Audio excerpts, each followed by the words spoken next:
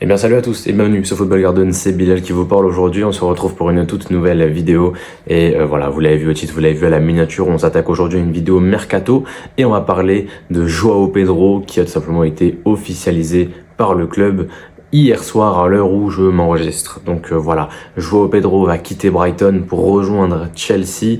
On parle d'un montant aux alentours des 50-60 millions de livres, donc entre 60 et 70 millions d'euros, et on va revenir là-dessus. On perd pas plus de temps, c'est parti. Avant toute chose, vous avez vu qu'il n'y a pas eu de vidéo sur les 12-13 derniers jours. Voilà, je vais pas vous mentir, le travail m'a éreinté.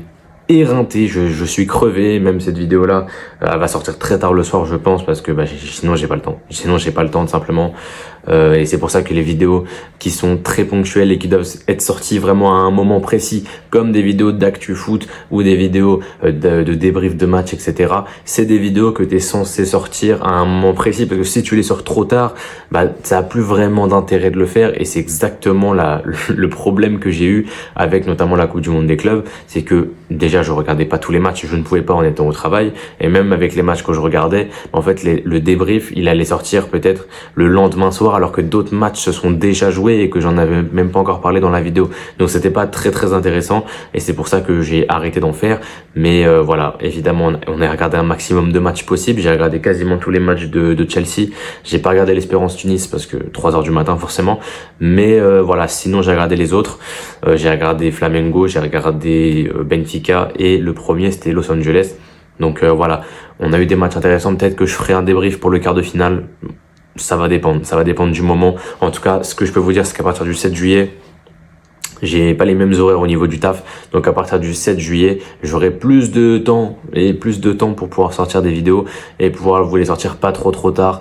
Donc voilà, à partir du 7 juillet, on va bombarder les vidéos, mais avant ça, ça va être compliqué. Je vais essayer de faire quelques apparitions par-ci par-là pour parler mercato, etc.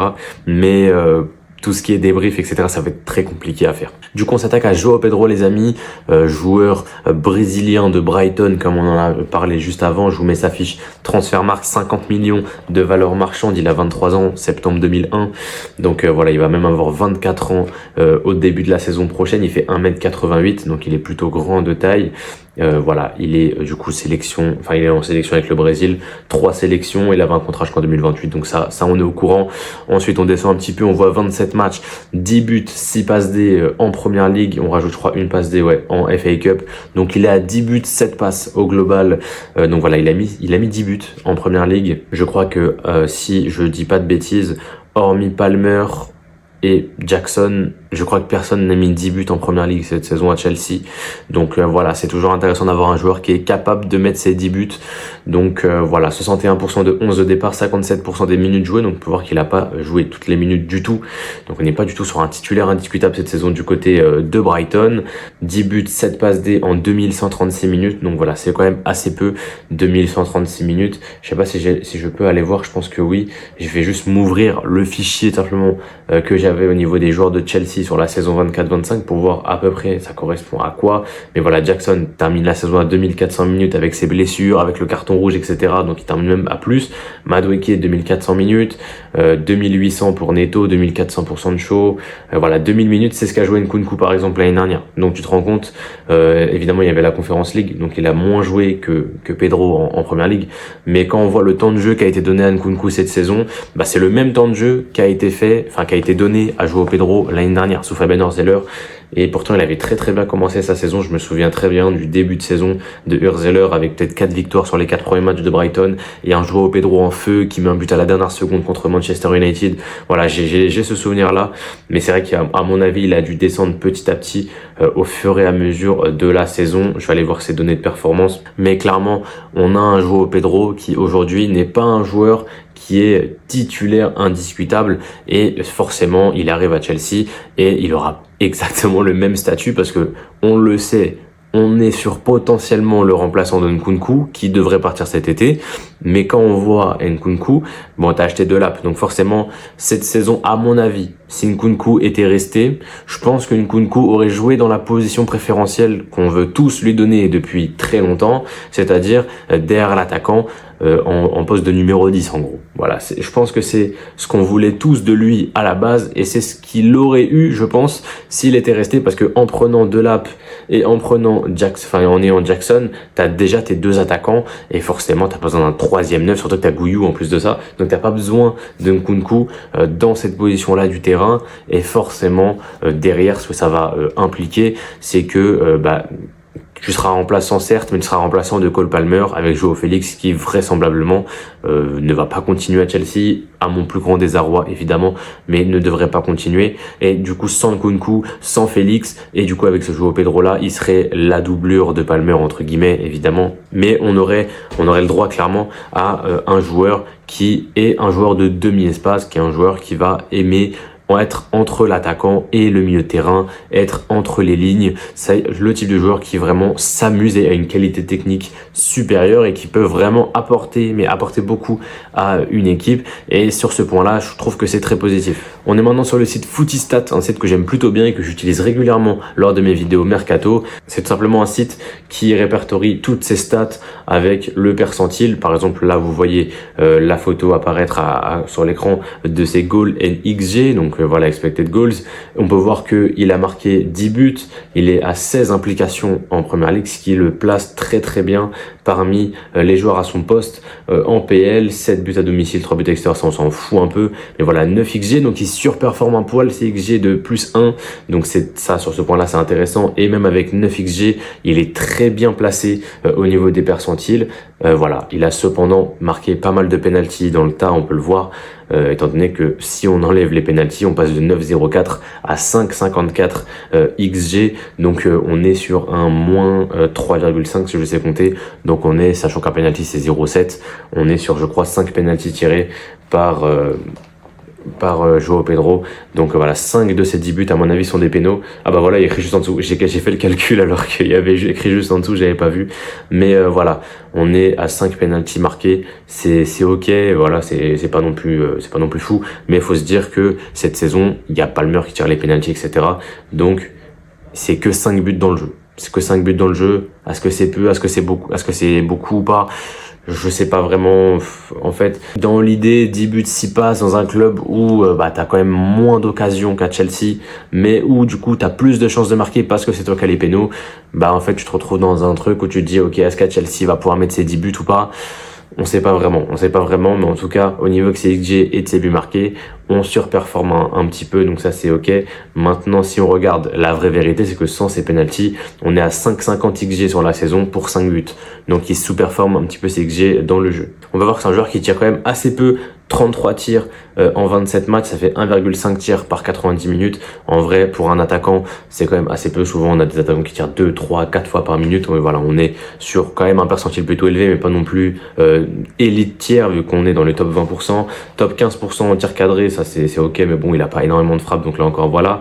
30% de conversion rate, ça c'est monstrueux pour le coup. Ça c'est monstrueux, mais encore une fois, c'est à pondérer avec le fait que, évidemment, il tire moins. Donc forcément, quand tu tires moins, t'as quand même plus de chances d'avoir un pourcentage élevé. Imaginons que tu mets que 5 buts, imaginons, mais que t'aies fait que 10 frappes, t'as un 50% de conversion rate, mais t'as marqué que 5 buts. Je sais pas si vous voyez ce que je veux dire, mais dans tous les cas, c'est à pondérer avec son nombre de frappes qui est quand même plutôt bas. Et forcément, plus tu vas tirer, plus t'as de chances que ton taux de conversion diminue. C'est logique, hein, voilà.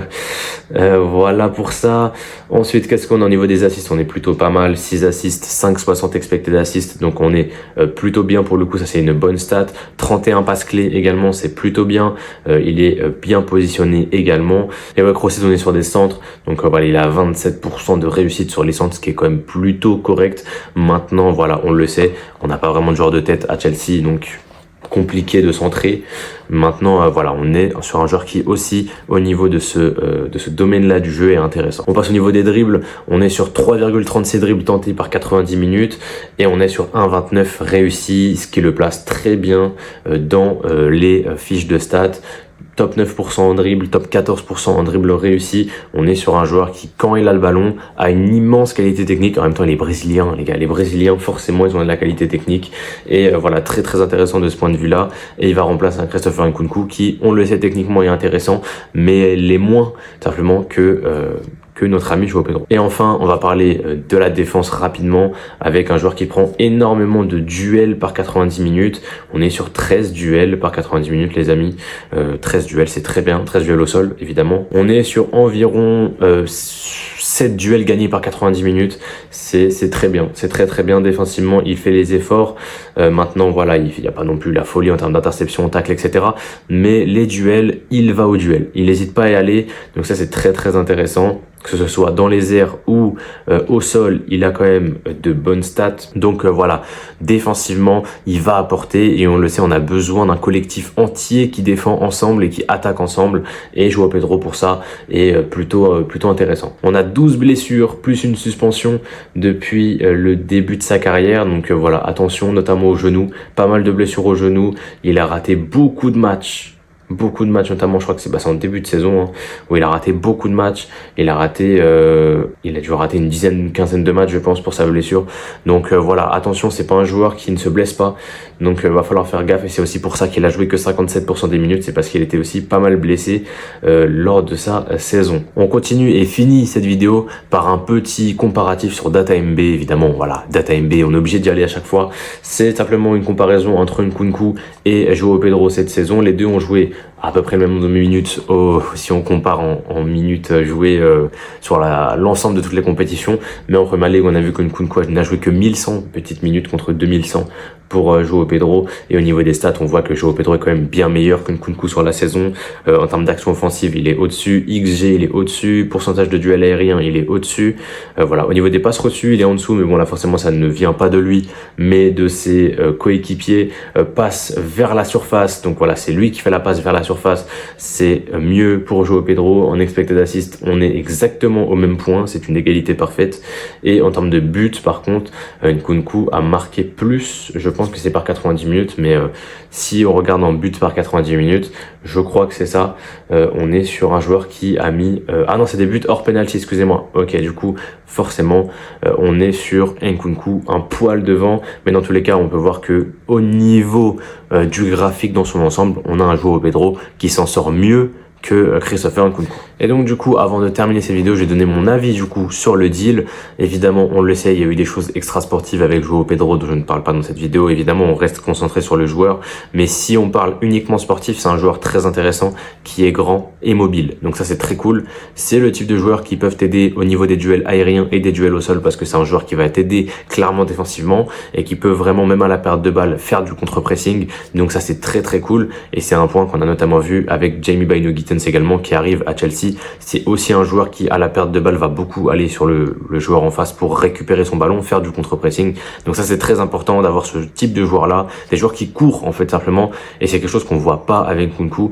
Nkunku c'est un joueur qui honnêtement me déçoit de plus en plus, notamment par le fait qu'il ne court jamais. Voilà, il ne court pas. C'est un joueur qui ne veut pas faire d'efforts défensifs et il veut recevoir le ballon absolument dans les pieds, créer du jeu, etc. Alors qu'il doit arriver en mouvement. Bref, ça c'est autre chose. C'est peut-être quelque chose qu'on va plus retrouver chez João Pedro. C'est un joueur qui clairement ne va pas réchigner sur les efforts. Il court beaucoup et il va beaucoup apporter à l'effectif. Point important aussi à souligner, c'est un joueur qui malheureusement se blesse souvent et quand on compare notamment avec son prix, voilà, on le sait, va coûter entre 60 et 70 millions. J'aimerais bien que à ce prix-là, on n'ait pas un joueur qui ne puisse jouer que un quart de la saison. Voilà, parce qu'il sera blessé tout le temps, etc.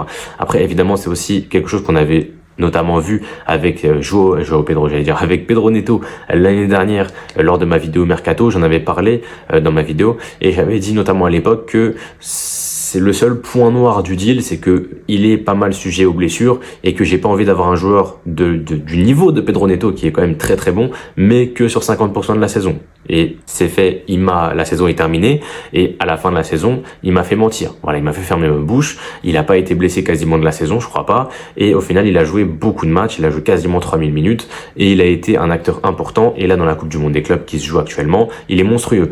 Donc voilà, Pedro Neto, C'était aussi un point que j'avais souligné l'année dernière, il m'a fait mentir. Joao Pedro va devoir faire la même. Est-ce que son genou va le laisser tranquille ou pas? C'est quelque chose qui va forcément avoir un impact sur la saison quand on sait à quel point Palmer enchaîne et que Palmer a aussi besoin d'être sur le banc parce que forcément, ça fait déjà 6 mois, ça fait 6 mois qu'on est en 2025 et ça fait 6 mois que Palmer n'est pas vraiment au niveau.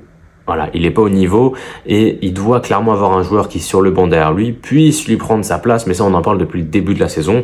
Nkunku, Félix, on voulait que quelqu'un prenne la place de Palmer à un moment parce que le mec commençait à être nul. Et aujourd'hui, ce sera notamment Joao Pedro. Donc voilà, ça c'est un point important à souligner. S'il se blesse pas, on en aura besoin évidemment pour faire souffler Palmer et aussi pour empêcher Palmer d'être solo et de se dire c'est bon, je suis tranquille. Et du coup, au niveau du tarif, je trouve que c'est plutôt cher payé. On est sur un joueur qui, comme je vous l'ai dit, n'a joué que 57% des minutes avec Brighton cette saison. Il a été pas mal blessé et mettre autant d'argent sur Joao Pedro, je trouve que c'est un petit peu limite. Voilà, c'est un petit peu limite. Maintenant, on va voir ce que ça va donner et on attend évidemment si Joao Pedro arrive et nous fait une top saison, qu'il met Palmer sur le banc et qu'on n'en parle plus. Après cette vidéo-là, tous mes points noirs, je vais me dire bon bah ok, il m'a fait mentir comme Pedro Neto l'année dernière et je serais heureux. Maintenant, s'il se blesse et que il joue quoi? Il joue un tiers de la saison, et je vais revenir en vidéo et je vais vous dire les gars, je vous avais prévenu au début de la saison, c'est un joueur qui se blesse souvent et ça s'est répété. Donc voilà, attention, il y a plusieurs points noirs, mais il y a quand même plusieurs aussi points positifs, notamment sur le fait de son apport au jeu et même s'il ne marque pas beaucoup au final, voilà, 5 buts dans le jeu plus ses 6 passes D, on va dire 11 goals et assists dans le jeu et en plus 5 penalties, mais on va dire que c'est ok. Mais maintenant, c'est moins bien que Nkunku. Voilà, c'est moins bien que Nkunku dans ce domaine-là, qui a joué pourtant 1000 minutes de moins.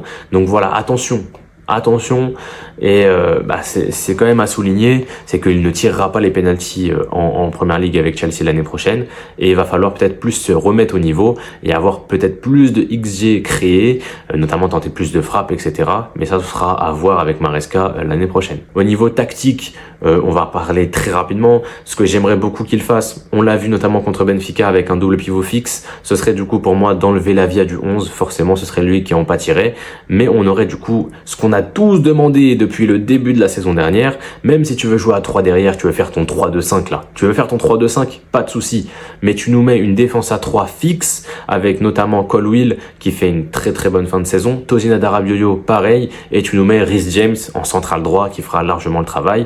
Tu nous mets Cucurella sur l'aile gauche et où forcément du coup Madueke en pâtira également. Tu mets Neto sur l'aile droite ou alors tu veux mettre Madueke, tu mets Madueke si tu veux. Tu peux mettre aussi Baino Gittens, tu peux mettre Estevao, tu mets qui tu veux. Tu mets un ailier sur le côté droit, tu mets un latéral sur le côté gauche, sur le couloir gauche.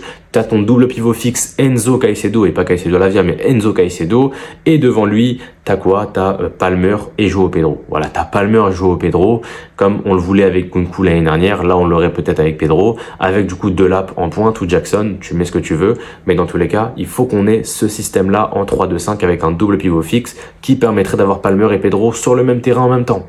Voilà, ça peut être que bénéfique pour tout le monde sera à son bon poste et on aurait clairement un effectif qui en sortirait beaucoup mieux. Voilà, qui s'en sortirait beaucoup mieux et on serait beaucoup plus dangereux offensivement tout en ayant une bonne assise défensive avec Caicedo qui n'est pas tout seul au milieu de terrain comme on avait pu le voir notamment lorsqu'il jouait dans un espèce de 3-1-6 avec Cucurella qui montait très haut, avec Enzo qui montait très haut, les deux ailiers, Palmer l'attaquant et du coup tu avais Caicedo qui devait tout couvrir tout seul. Donc voilà, ça c'est un autre point à souligner. Au niveau tactique, l'arrivée de Joao Pedro, voilà, évidemment, on se pose des questions, on se dit peut-être que, voilà, si Chukwuemeka revient, peut-être que Félix est là, il y a Santos également qui peut peut-être jouer dans le demi-espace. Voilà, faut se poser des questions, qu'est-ce qu'on peut faire? Et évidemment, Maresca est têtu, il va sûrement rester dans son système à lui, mais avec l'effectif qu'on a, il y a tellement de choses à tester et c'est tellement dommage de se restreindre à un style tactique qui est très monotone, très vraiment on se casse pas la tête quoi finalement. Donc voilà, c'est dommage, mais on s'éloigne de la vidéo. Là on est que là pour parler de Joao Pedro, on parlera tactique lors d'une vidéo qui arrivera prochainement entre la fin de la Coupe du Monde des clubs et le début de la Première Ligue. On fera une analyse tactique de comment Chelsea doit jouer et je ferai la même chose pour d'autres clubs de Première Ligue notamment. Voilà, ce sera une espèce de petite mini-série dont je parlerai. Ce sera du coup, je pense, entre le 15 juillet et le 10 août. Ce sera dans ce laps de temps-là où j'en parlerai. En tout cas, voilà, merci à tous d'avoir suivi cette vidéo. N'hésitez pas à vous abonner, à partager, à liker tous tous autant que vous êtes. Commentez également, donnez-moi votre avis sur João Pedro. Est-ce que vous pensez que c'est une upgrade Nkunku? Est-ce que vous pensez qu'il va jouer en pointe? Peut-être, hein, parce qu'on sait qu'il peut dépanner en neuf. Certains pensent qu'il peut jouer là-bas. Mais voilà, qu'est-ce que vous pensez du deal? Et dites-moi ça tout de suite dans les commentaires et je répondrai évidemment à tout le monde. On se retrouve très bientôt, peut-être pour parler de Chelsea-Palmeiras, peut-être pour parler Coupe du Monde des clubs en général, peut-être pour parler d'un autre deal mercato. Voilà, je sais qu'il y a Pogba, l'AS Monaco notamment, j'en parlerai prochainement. Il y aura une vidéo spéciale pour Pogba à Monaco. J'attends de voir peut-être son premier match avec le club, mais voilà, ça sortira, ne vous inquiétez pas. Et sinon, hormis ça, voilà, on se retrouve du coup pour la mini-série dont je vous ai parlé. Et évidemment, s'il y a des actus mercato qui tombent, j'en parlerai également. Voilà, je sais que je devais faire une vidéo sur Gittens, mais Pedro, la vidéo sur Pedro est sortie tout de suite derrière. Enfin, le Here We Go est sorti directement après limite. Et j'ai vu que David avait fait une vidéo sur Gittens, donc je voulais pas faire doublon. Donc voilà, je ferai une vidéo sur Pedro. Je sais que lui va faire aussi une vidéo sur Pedro. Je vais essayer de sortir la vidéo avant lui pour que voilà, je fasse pas doublon. Mais voilà, on se retrouve très bientôt. C'était Bilal de la chaîne Football Garden. Portez-vous bien et la paix sur vous.